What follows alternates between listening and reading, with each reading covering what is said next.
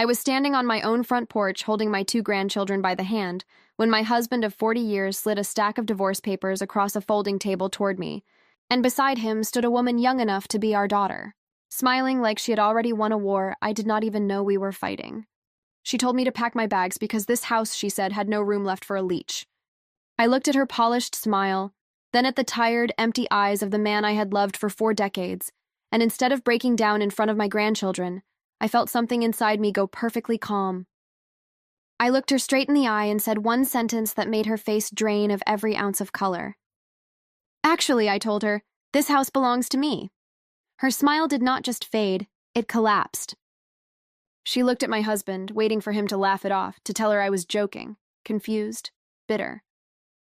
He did not say a word, and to understand exactly how that one sentence turned into the most satisfying moment of my entire life, you need to know what happened earlier that same morning, because less than an hour before I walked up those porch steps, I had learned something neither of them had any idea about, something that was about to rewrite every plan they had already made for my life. My name is Nora Bennett, and if you had passed me on the street the week before all of this happened, you would not have looked twice. I worked 3 afternoons a week at the local public library, helping children find their first chapter books and helping retirees discover new mystery writers. It was a quiet life, built slowly over 40 years beside a man named Gerald Thompson, the husband I married when we were both broke and full of plans neither of us could yet afford. We started with almost nothing, a cramped apartment with a refrigerator that rattled through the night and 2 mismatched chairs that served as our entire dining set, and I worked double shifts at a doctor's office while Gerald chased his dream of building a construction company from the ground up. There were years I went without. A winter coat because the business needed another truck instead. Years I balanced the books quietly at our kitchen table long after our children had gone to sleep, keeping the numbers from collapsing so Gerald never had to know how close we came to losing everything. Eventually the company succeeded, and people called him a self-made man at every dinner party we attended, and I never once corrected them, because I did not believe marriage was supposed to keep score. Our daughter Claire was 38 now, raising 2 children alone after a difficult divorce, and our son Tyler was 35, a history teacher who liked to say that history was never really about dates. It was about the choices people made when nobody was forcing them to make the right one. I thought about that sentence often in the weeks that followed. Around a year before the porch, Gerald had introduced me to a real estate agent named Kayla Simmons, who was helping him find office space for a new commercial project. She was warm at first, almost disarmingly so, the kind of woman who complimented your earrings and remembered your grandchildren's names after meeting them only once. She brought me flowers the first time she visited our home, told me how lucky Gerald was to have a wife who had believed in him from nothing, and I liked her, genuinely, for longer than I am comfortable admitting now. It was only much later that I understood warmth like that can sometimes be a tool rather than a feeling. Something used to lower your guard just enough that you never see what is happening behind your back. The morning everything changed started like any other. I shelved books until noon, laughed with a little boy who had just finished his first chapter book, and around 1 in the afternoon my phone rang from a number I did not recognize. Normally I would have let it go to voicemail, but something told me to answer. A calm voice introduced himself as an estate attorney named Michael Grant, calling about my great-aunt, Josephine Marsh, a woman I had not spoken to in years, the kind of relative children whispered about at holiday dinners because she never married, wore elegant hats even on ordinary days, and had quietly turned a handful of real estate investments into a fortune nobody in the family fully understood. Michael told me gently that Aunt Josephine had passed away 3 weeks earlier, and before I could even process the grief, he added something that made the library fall completely silent around me. I had been named the primary beneficiary of her estate. He would not tell me the exact size of it over the phone, only that it was significant, and that there was a personal letter waiting for me at his office the following morning that would explain everything. I remember standing there gripping a shelf of paperback mysteries, with absolutely no idea whether he meant a modest inheritance or something far larger, and honestly, in that moment, the mystery of the number mattered less to me than the mystery of why my aunt, of all people, had chosen me.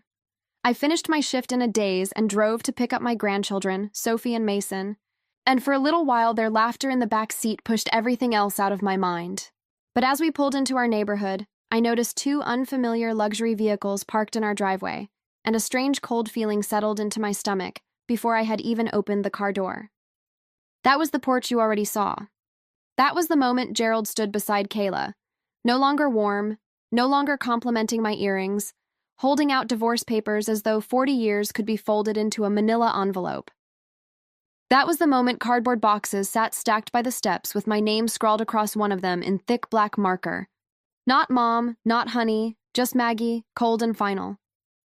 I sent my grandchildren next door to wait with our longtime neighbor, Carol Alvarez, because no child should watch adults behave this way.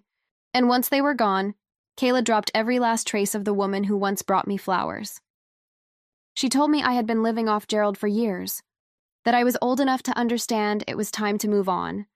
And finally, in front of our neighbor, she said the words that would echo in my mind for the rest of my life, telling me to pack my bags because this house had no room left for a leech.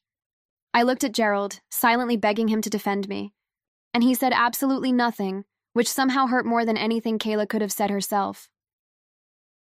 I still had not opened the envelope from Michael Grant. I still did not know the number. But I knew this much, that Aunt Josephine had trusted me with something significant enough to change my life, and whatever it was, it belonged to me alone.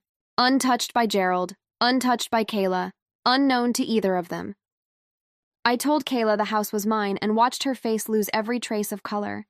Watched Gerald open his mouth and find nothing to say, and I walked past their boxes and let myself inside with a key that still fit after 40 years, closing the door quietly on both of them. The next morning, I took the train into Manhattan, and only then, sitting across from Michael Grant in a conference room overlooking the city, did I finally learn the full size of what Aunt Josephine had left behind. $24 million, spread across investment accounts and municipal bonds. A historic office building in Midtown, nearly fully leased, generating millions in rental income every year. Majority control of a charitable foundation that funded literacy programs and senior housing across the entire state. I sat there in stunned silence, and when Michael finally handed me a personal letter Aunt Josephine had written before she passed, her words undid me completely. She wrote that money magnifies character. It does not create it. And that she had spent years quietly watching me help others without ever asking for anything in return, which was exactly why she had chosen me. In the weeks that followed, I learned that Kayla had already been planning her exit from Gerald before the divorce papers were even signed, quietly seeing a wealthier developer from another state while still smiling beside my husband at dinner parties. I learned this slowly, painfully, through a mutual acquaintance who did not enjoy telling me, and it forced me to understand that Kayla had never actually loved Gerald either. She had simply been auditioning him the way she had once auditioned me with flowers and compliments, discarding either of us the moment something better appeared. A forensic accountant hired during the divorce proceedings uncovered something else entirely. Hidden accounts inside Gerald's company, misused corporate funds, undisclosed spending connected directly to Kayla, luxury vacations and jewelry quietly paid for with money that was never really his to spend. I did not chase revenge. I simply stopped covering for him the way I had for 40 years and let the truth move through the proper legal channels on its own. Within months, federal auditors opened a formal investigation. Subcontractors filed lawsuits over unpaid invoices, and the business Gerald had spent his life building collapsed into bankruptcy one painful piece at a time. A slow unraveling that took the better part of a year, rather than a single dramatic headline. Kayla left him not long after the investigation became public, exactly as the mutual acquaintance had warned me she eventually would, reportedly seen at a charity gala with the wealthier developer, already rebuilding the same performance somewhere else. Gerald called me for the first time in months on a quiet Tuesday evening, his voice smaller than I had ever heard it, and asked if we could meet. We sat across from each other at the small diner where we used to eat pancakes when we were young and broke, and he apologized without excuses, admitting he had confused my loyalty for weakness and had stopped noticing the person who made his entire life possible. I told him I forgave him, but that forgiveness was never the same thing as reconciliation, and that I refused to carry bitterness for the rest of my life simply because he had earned it. Claire eventually left her private practice to become executive director of the foundation, and I watched her confidence grow every single month as she expanded scholarships and literacy programs across dozens of communities that had never had access to either. Tyler advised the education initiatives on evenings and weekends, refusing to leave the classroom that gave his life meaning, and I could not have been prouder of either of them. I approved slow, thoughtful improvements to the Manhattan building instead of chasing bigger profits, listened to employees who had worked there for decades, and turned an unused floor into a resource center for veterans and seniors, the kind of quiet work Aunt Josephine herself would have chosen. A year after standing on that porch with divorce papers in one hand and a secret that would change my life in the other, I stood alone on the rooftop terrace of the building Aunt Josephine had trusted me with, watching the sun set gold and purple over a city that never stops moving. I finally understood that the greatest inheritance she had left me was never the $24 million or the skyscraper beneath my feet.